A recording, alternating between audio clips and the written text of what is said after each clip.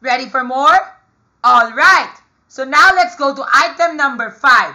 Last item for today, and after that we can rest. So now here's the question. Harper and all of her teenage friends will go on a shopping spree at Forever 21. Hey, that's my life. I want to go shopping. I want to buy all my favorite clothes and all my favorite pants and socks. Go, who's with me? Yeah, me. Yes, I'm going to go. All right. Yes, Stacy, we're all going to go to Forever 21. There are lots of things that I'm going to buy there. Moreover, I can even buy my favorite pants. I love it. Come on, everybody. Let's go. I'm ready. Oh, yes. Let's go to Forever 21. Let's not go to any other clothes store. Let's go right now. Where's our budget? What's our budget? Anyway, don't care about our budget. We got unlimited budget. Let's go. Anyway, so that's exactly what Harper and all of her teenage friends are doing. They're gonna go to Forever 21. In this problem, she's going to select 3 friends. Yeah, 3 friends, like us. Yeah, like for example, ito si Harper, ito yung kasama niya, tapos ito yung kasama niya. So, 3 kaibigan. So, based on the 3 friends whom she will choose, these 3 friends will accompany her to the store. And based on the friends whom she chose, she's going to get the mean of their ages. Ayan, di ba remember, ibig sabihin, di ba remember kasama yung mga teenage friends niya, di ba? And the teenage friends, there are 3 whom she's gonna choose with different ages. And the maximum age in the population is 20, such that there are 120 possible ways to arrange this. Okay, for the total number of combinations and sample means we can get, 120 is already the answer. Pero, can we solve now? Not yet. Baka malay mo, you already have 120, you will say, yay! Alam ko na, 120 na! Yun yung sagot! Hindi yan yung sagot. Look closely lang ha. Look closely. Kasi po sabi dito sa problema na to, sorry, this is bright. Siguro I'll change the color muna para you can see. I'll make it na lang to this one. Can you see the color? Yan. Can you see the color? It's better na, no? So yan, there are 120 possible ways. And the maximum age is 20. Pero, ganito yun. If there are 120 possible ways, and then there are 3, and then she's going to select 3, such that the maximum age is 20, what are we looking for? The age, or the premature age, or teenage girls whose ages are above how old? That we don't know. Kasi what do I remember? Sabi dito, she's going to select 3 friends. And there are 120 possible ways to do this. So to do this, let's go to our NCR formula. So again, what is our answer? Our answer is 120. What is our N? Wala. There is no N. Because diba remember, sabi dito, the maximum age in the population is 20. Pero, what is the least age? Diba remember, it's in order. Starting from 10, 11, 12, but I'm not so sure where exactly it will start, ha? It might start at 10, it might start at 11, it might start at 12. Oh yeah, doubt it, believe it. I'm already 11. I can go shopping now. Or maybe, yeah, I'm 9. Come on, let's go shopping. Let's go. Age does not really matter. Let's go. Hello, I'm 7. How about we go shopping right now? Not so fast, because that may not be the start age yet. So here's how we're gonna do it. First, we need to know how many teenagers are there in the population. Kasi po, diba remember, there are 120 possible ways. And we are going to select 3. So now, eto na yung formula. Ang formula namin ay NC3 is equivalent to 120. So now we're gonna solve for N. So now our formula looks like this. N factorial divided by the N minus 3 factorial divided by the 3 factorial is equivalent to 120. So here's what we're gonna do first. First, we bring the known denominator upstairs. And when we do that, we get 120, diba? So I brought everything up, and then we're just left with n factorial with 120 times n minus 3 factorial times 3 factorial. Then, remember, we want the n minus 3 factorial to go to the denominator so that we can bring n all by itself. So we divide both sides by n minus 3 factorial, and it looks like this. Then on the right-hand side, we have 120 times the 3 factorial. Tama? And 3 factorial is 6. So 120 times 6 is 720. Very good. Because 12 times 6 is 72. Add 0. So 720. Now, we're going to have to write this in expanded form so that the n minus 3 factorial will cancel. Because remember, n factorial can be written as n times n minus 1 times n minus 2 times n minus 3. Remember, just like what I told you, for example, if you're going to write 8 factorial is 8 times 7 times,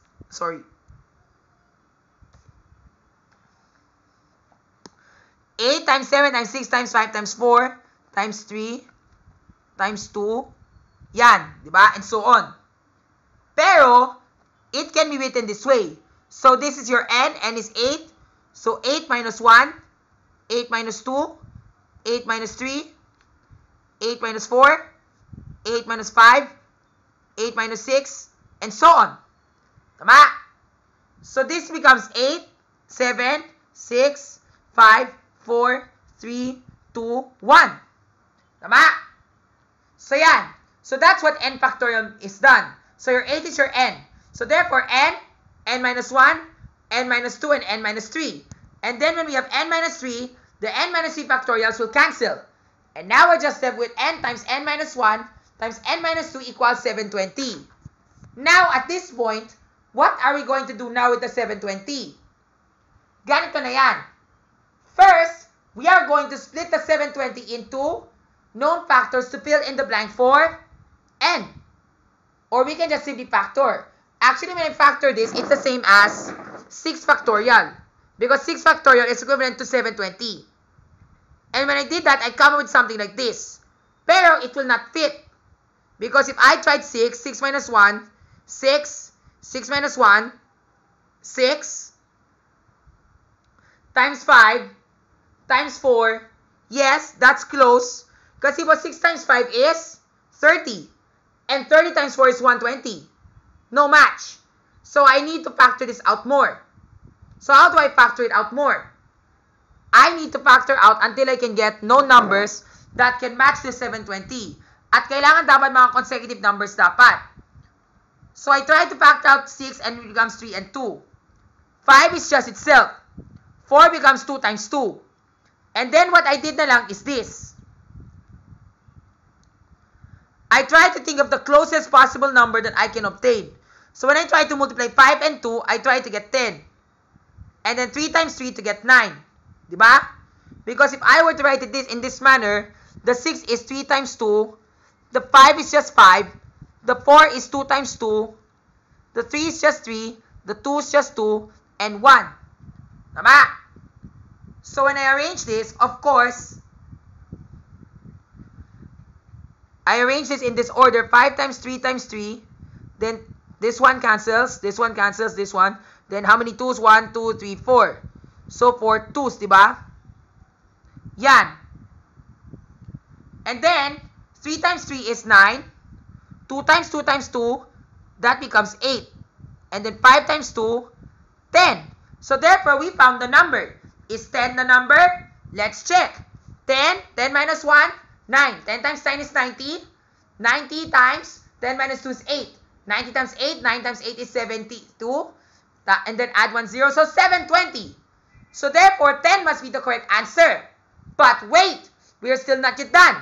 Let's check to see if we're correct. So again, we have 10 factorial, 10 minus 3 factorial, 3 factorial. Of course, this one, 10 factorial become 10 times 9 times 8 times 7 factorial. Because 10 minus 3 factorial is equivalent to 7.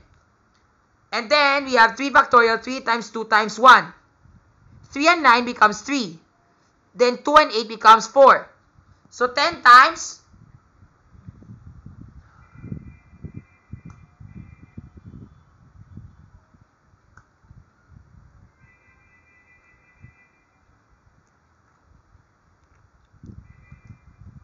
wait lang ha, mali ito ah.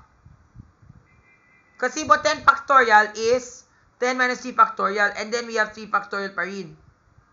Kasi nga diba remember yung 10 factorial, that's 10 factorial and then 10 minus 3 factorial, that's 7. 7 factorial. Then 10 times 9 times 8, then the 7 factorial, they cancel. And then we have 3 times 2. So therefore, the 2 cancels here, and then 2 becomes 4. Then the 3 and the 9 cancels with 3, so therefore it becomes 3. So 3 times 4 becomes 12. Tama ba? And 12 times 10 becomes 120. Tama nga! Yes, correct! 120. So 10 times 3, 30 times 4, 120. So therefore, 10 is a valid solution. Now let's go back to the to the Excel. So ganito siya. But diba remember sabi ko dito, there are 10 teenagers. And sabi ko dito that the maximum age is 20. So therefore, it's 10, 20. So we write it here. So we have 20, 19, 2, 18, 17, 16, 15, 14, 13, 12, 11. So therefore, the least age should be at least 11 years old. So the teenagers' ages, whose age is at least 11, can already join the party. Yay! And I'm 11, so therefore, I'm valid. Woo! Yeah, I'm valid. I wish we could go shopping right now. We're teenagers. Come on, let's go. Yes, Daisy, let's hit the road. That's right. So therefore, that's the average. I'm only young. I can't go. Shut up. Next time. Okay? Okay. So now we already know how this works, okay? Because sabi ko dito, the maximum age is 20, and there are 10 teenagers, so it's descending order. So of course, we cannot skip. And because we know that teenagers range from 13 to 19. So therefore, if there are 10, 13 to 19 is just only 7. Plus 1, that 20, that is 88. And then, 12 and 11, 9 and 10. So therefore, the least age is 11. Alright? Now, let's check our solutions in Microsoft Excel. First, let's identify the combination formula. Ganito kasi yun. Diba, remember, I did it this way, diba? N factorial, n minus 3 factorial becomes 120. Then, I bring up the known factorial. The 3 factorial goes up and becomes 3 factorial equals to 6. And 120 times 6 equals 720.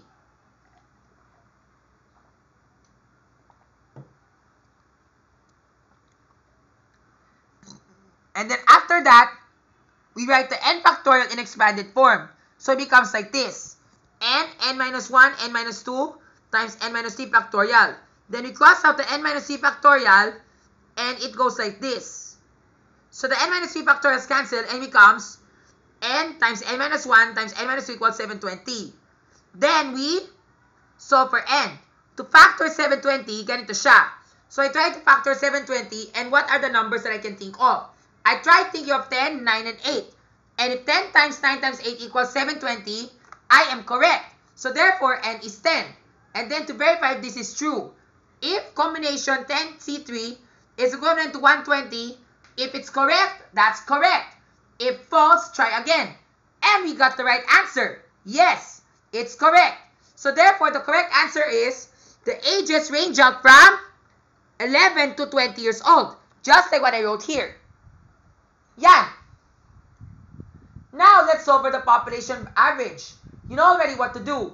The average is just simply getting the average of all the numbers. So, from 11 to 20, we get this. So, 11, 12, 13, 14, 15, 16, 17, 18, 19, 20, we get 15.5. Did we get that?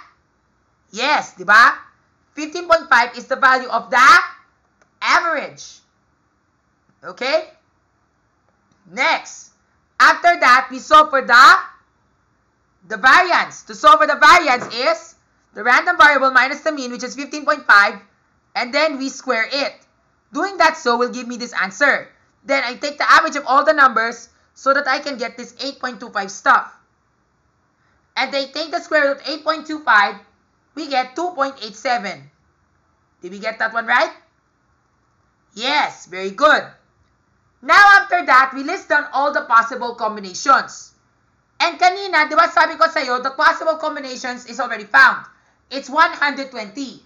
Pero, we need to have 120 possible combinations. And it's 10C3.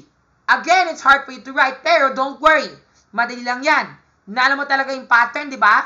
So we start first with these elements. So looking at the numbers 11 to 20, we highlight 11 and 12. Diba? Because we are taking 3. So the third element, it's up to us to choose from the 8. 13, 14, 15, 16, 17, 18, 19, 20. Diba? And then when we're done, we get 8. 8 possible choices. Then from there, the 11 still stays, but the 12 will be shifted to 13. Kagaya ng sabi ko dito, ito yung formula. So, di ba, remember, the formula goes like this. For example, we have A, B, C, D, E, H. Di ba? The A, B, C stands for your reference. We are taking 4. So, therefore, 4 minus 1 is 3. So, therefore, you get the first 3 elements, which will stand as your reference. And then, after that, the one you encircle, those are the possible choices from that reference. Okay? And there are 5 choices. Then, if the element before the choice is done, shift to the next element. Like for example, A, B, C. Diba remember C is the element before the next, before the choice. Diba remember where the choice is? D to H, diba? So since C is done, we go to letter D, which is the next reference element. Then the choices are from E to H. And then we have 4 in descending order. Once done, the D becomes letter E. Diba? And then F, G, H. Tatlo na yan. And then after letter F, it becomes G, H. Then G, H, I. G, H. And so on. Diba? And then once we're done with A, B, G, H, we go now to a C. So now, there's no more B anymore. So we set aside the C. And now we bring back letter C. Then we copy the rest of the elements. A, C, D, E, F, G. Highlight the 3. Because diba remember, we're taking 4. So 3 as the reference. And then, highlight the rest. Then continue the pattern. The pattern starts from 5, 4, 3, 2, 1. And then once we're done with one element is removed. So therefore, it becomes 4, 3, 2, 1. And then after that, becomes 3, 2, 1. Then 2, 1, and 1. Sum together until you're finished. Then when you're done, you move on to the next element, the next set. Alright? That's how we do it. Now let me show you in this situation. So let's say, di ba remember, ganito siya. 11, 12, 13, 14, up to 20. Once 12 is done, ito yun. Ganito siya. So di ba remember, we have 12, 13, 14, 15, 16, until 20. That's 8. Now we need 7. 13, di ba? 1, 2, 3, 4, 5, 6, 7. Now that 7 is done, let's go to 6, 14. 1, 2, 3, 4, 5, 6. Then comes 15. We need 5. 1, 2, 3, 4, 5. Then 16. Apat. 1, 2, 3, 4. Then 17. Tatlo. 1, 2, 3. And then 18, 19. Then 18, 20. Then 19, 20.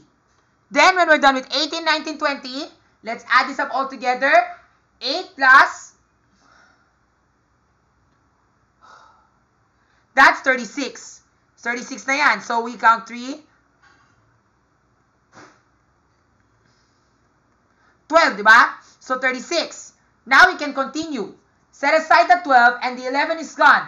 Now bring the 12 back. So now we have 12, 13, and 14. But again, do we have 8 elements? No, it's 7. So 1, 2, 3, 4, 5, 6, 7. 12 and 13 is your reference. Then 14 to 20 are the choices. Then 12, 14 now is your reference. And 15 to 20 are the choices. So there's 1, 2, 3, 4, 5, 6 choices. Alright? Then your next reference will be 12, 15. So 5 choices na lang. 1, 2, 3, 4, 5. Then 12, 16. 4 choices na lang. 1, 2, 3, 4. Then 17, tatlo na lang. 1, 2, 3. Diba? And then 18, 19. 1, 2. Then 1, 19, 20. So how many is that? That's 7 plus 6 plus 5 plus 4 plus 3 plus 2 plus 1. So therefore, that becomes, diba remember the first is 36. Then, 36 plus 28. Yan. Remember, we need 120, ah? So now, let's go to the next element. 13. 13, 14, 15. Now, we have 8 elements na lang. So, 8C3. So, highlight the 2 elements what we need as a reference, which is 13 and 14. And then, 15 to 20. 15, 16, 17, 18, 19, 20. Tama? Then, 14, 15. Then, 13, 15. As a reference, diba? 14 is done. So, now we set aside 14 and we go to 15. So, 1, 2, 3, 4, 5. Now, after 15, we go to 16.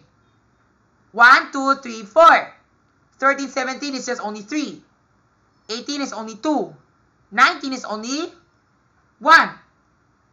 So, therefore, we have, how many elements is that? Diba, remember, we started 8, 6, plus 5, plus 4, plus 3, plus 2, plus 1. We get 21. Tama? Then, we continue the pattern. For the next element, we have 14, 15. 14 and 15, where's that na? 14, 15, 16. Diba? And then 17, 18, 19, 20, 5. Then 4 for 16. Then 3 for 17. And then 18. Dalawa. And then 19, 20, isa. So therefore, that's 15 elements. Do you notice the pattern? Then after that becomes 10, then 6, then 3, then 1.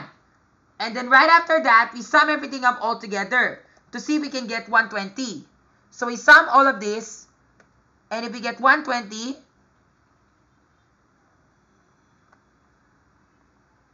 we got the right answer. So tama. That's the pattern, diba? So the pattern still continues as implies, diba? So now we have 14, then 15, 20, then 15, 16, 17, 18, 19, 20. That's 4 na lang. And then 15, 17, tatlo na lang. 19, 20. And then 15, 18, 19, then 15, 18, 20. Diba? Then 19, 20.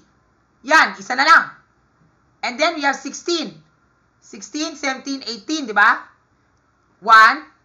And then 19, then 20. And then 18, 19, then 18, 20.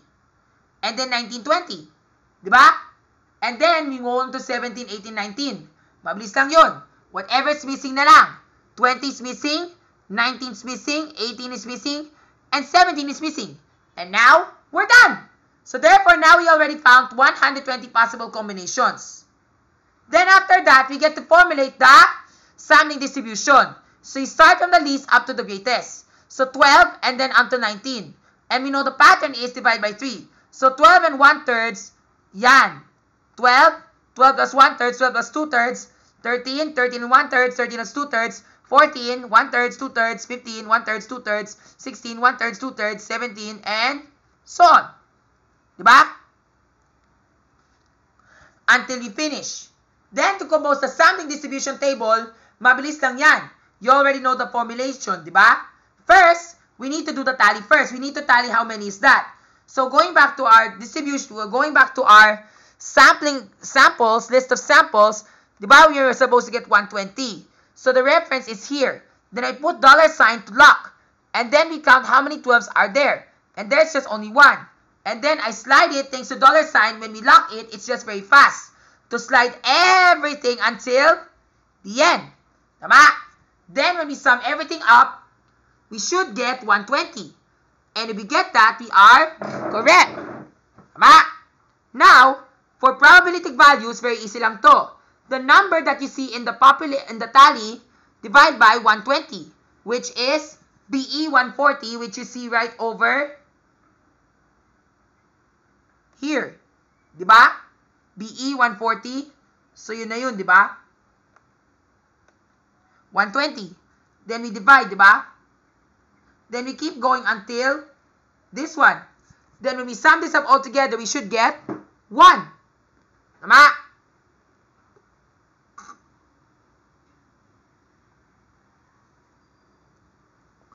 And after that, that's it. Now, after we do that, after we sum everything up, we can now multiply. Because remember, we got 1 for a probability distribution table. Tama? And now, we just apply the multiplication or the product of the probability to the sample mean so that we can get the, then add everything up to get the mean. So what is our mean? 15.5. Am I right? And if we sum this up all together, did we also get 15.5, which is the mean? Yes, we did. Alright? So that's our sample mean. Remember, just what I mentioned, the sample mean is always the same as the population mean. Palatandaan mo yan, ha? Next. Then after that, we solve for the variance. The variance consists of 3 steps. So let's work it out one by one. The first step is this. First, ang ginawa ko, I minus it with the mean, which is 15.5. 12 minus 15.5 becomes, yan, then I put dollar sign to lock. Diba? Then I work my way until the end. Then from there, I squared everything. Pagkatapos ko nag-square, I multiplied with the corresponding probability, and we should get this answer. Tama? Until we sum everything up to get the variance. Taking the square root of your variance to give you the standard deviation. Here, I did everything na sabay-sabay. Okay? So your variance, sample variance is 2.13, whereas your standard deviation is 1.46. Did we get that one right? Yes, we did. We got everything right. Thank you, Lord.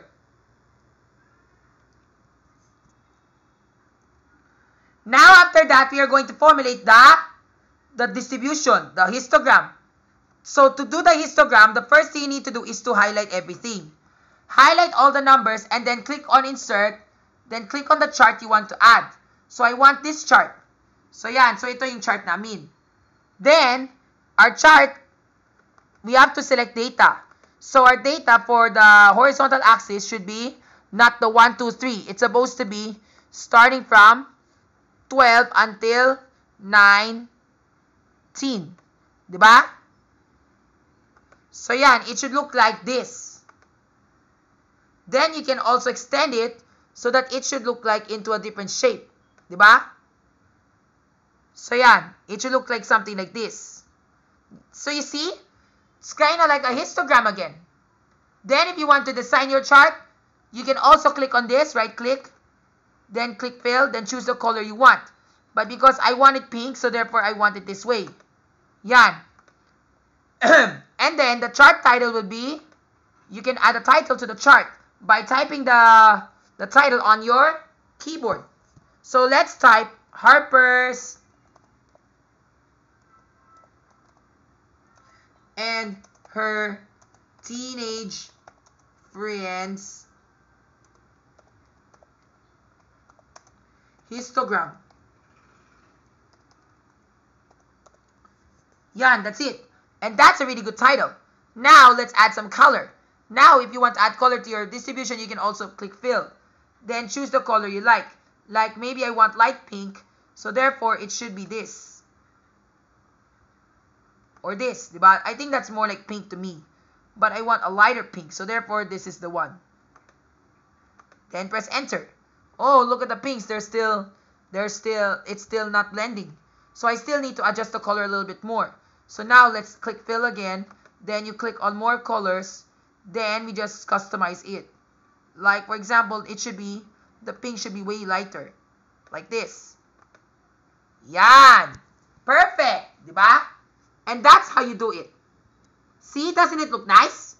And then on the horizontal axis, we see the ages, the mean age of the girls until 19, diba? And then the probability values are from until 0.08, diba? Kasi yung 0.08 is the highest. That's it. And we're done. 5 items done, 5 to go. Yay! Does that mean we can go shopping? Of course. Yay! Come along too. Fine, but I'm not a girl. I'm a man, and I'm busy right now. Thank you, girls.